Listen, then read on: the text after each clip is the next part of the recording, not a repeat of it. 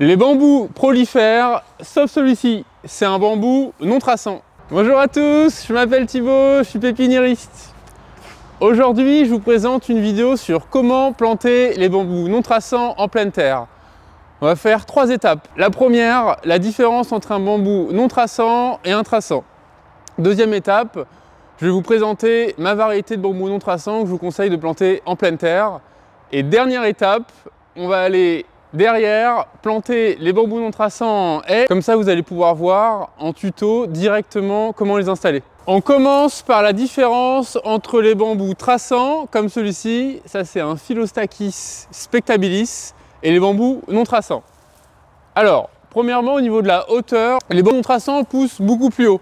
Ils vont jusqu'à 7 mètres de haut sans problème, alors que les bambous non traçants, eux, poussent jusqu'à uniquement 3 mètres, 3 mètres 50. Donc si vous avez un vis-à-vis en hauteur, je parle à partir de 4 mètres de haut, les non traçants ne vont pas le faire. Vous allez être obligé de planter des traçants si vous voulez une haie de bambou. Bon là, c'est pas le sujet de la vidéo, on repart à la différence. Vous avez aussi dans les bambous traçants des cannes de différentes tailles, alors que les bambous non traçants vont avoir des cannes fines. Et dernier point, plus important, les bambous traçants prolifèrent. Les racines de ces bambous, qu'on appelle rhizomes, peuvent aller jusqu'à 2-3 mètres du pied mère. Alors que les bambous non traçants, eux, vont rester en touffe. C'est le gros intérêt des bambous non traçants, pouvoir les planter en pleine terre directement, sans barrière anti-rhizome, et avoir une belle haie de bambou, sans les inconvénients d'une haie de bambou. Passons à la variété de bambous non traçants que je vous conseille. Alors là, c'est vraiment la variété passe-partout, hyper touffu pour se couvrir du vis-à-vis. Là, c'est un petit pied, mais je vais vous montrer après les plus grandes tailles. Fargesia Robusta Campbell. C'est une variété qui pousse vite, qui devient bien touffue, et pour le vis-à-vis, c'est idéal. En termes d'auteur, vous allez jusqu'à 3,50 m avec les Fargesia Robusta Campbell. Mais si vous voulez, vous pouvez les tailler à la hauteur que vous voulez. Par exemple, à 2 mètres de haut. Allez, je vous montre un petit peu toutes les tailles qu'on a. Vous pouvez tous les retrouver sur notre site internet. Alors là, c'est la plus petite taille. 5 litres, ça fait 81 mètres en fonction des années. Sur le site, c'est précisé la taille. Voilà, petite taille économique pour commencer une haie. Un peu plus grand, 1,25 m, 1,50 m. Encore plus grand, 1,75 m, 2 m. Plus grand et plus touffu. Et là, on est sur du 2 m, 2,25 m. Et là, on commence à avoir quelque chose qui couvre le vis-à-vis directement. Et là, je vous montre notre plus grande taille, la plus large. Là, vous pouvez faire une haie opaque dès l'installation. On est parti installer cette taille-là. Je vous montre toutes les étapes. Avant de vous montrer l'installation, j'interromps la vidéo une seconde pour vous parler d'une variété qu'on vient juste de mettre sur le site internet. C'est un érable Red Flamingo.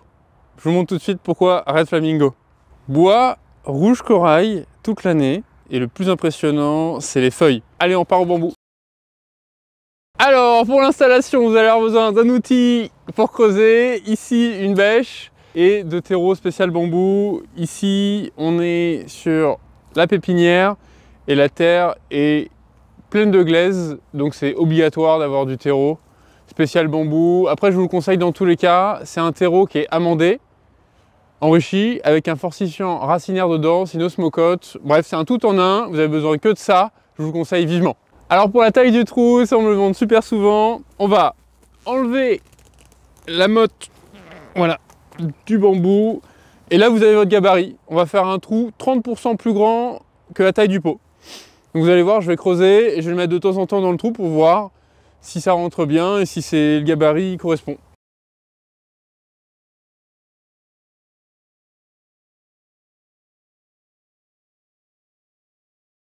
Donc là, tout simplement, j'ai fini mon trou, j'ai pris, je pense, entre 3 et 5 minutes. Bon, c'est pas mon record personnel. La terre était pas facile. Mon gabarit rentre parfaitement dans mon trou, avec 30% environ d'espace. Voilà, on n'est pas à 3% près, mais laissez un petit peu d'espace autour de votre gabarit, de façon à pouvoir mettre le terreau ensuite. Deuxième étape, là, je vais mettre le bambou dans le trou. L'idée, c'est d'avoir la hauteur du bambou ici, vous voyez, qui va être à fleur par rapport à mon terrain. Donc là, je vais le mettre dedans, je sais déjà qu'il va être trop profond, donc je vais remettre du terreau en dessous. Voilà, là, bon, j'ai un peu l'habitude, vous pouvez prendre 1 mètre, mais là, globalement, il est 7-8 cm trop enterré. Donc je vais mettre 7-8 cm de terreau au fond, de manière à qu'il soit bien à hauteur.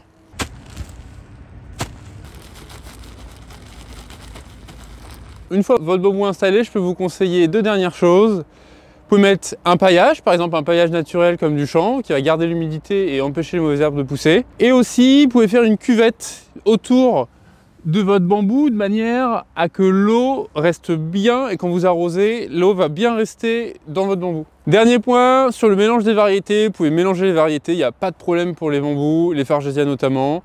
Moi, je vous conseille de mettre qu'une seule variété, c'est très esthétique comme ça, mais si vous voulez, vous pouvez mélanger les variétés. Perso, je trouve ça moins élégant, mais vous faites ce que vous voulez, il n'y a pas de problème pour votre haie. À savoir, si vous mettez différentes variétés, tous les plants vont pousser de manière différente, donc vous n'allez plus avoir une haie bien homogène. Voilà, c'est vous qui faites votre choix. Je vous remercie de m'avoir regardé. N'hésitez pas à liker la vidéo. Moi, ça me permet de savoir si ce contenu vous a plu. Je vous dis à bientôt. Et si vous avez des questions, n'hésitez pas à les poser en commentaire. Ciao!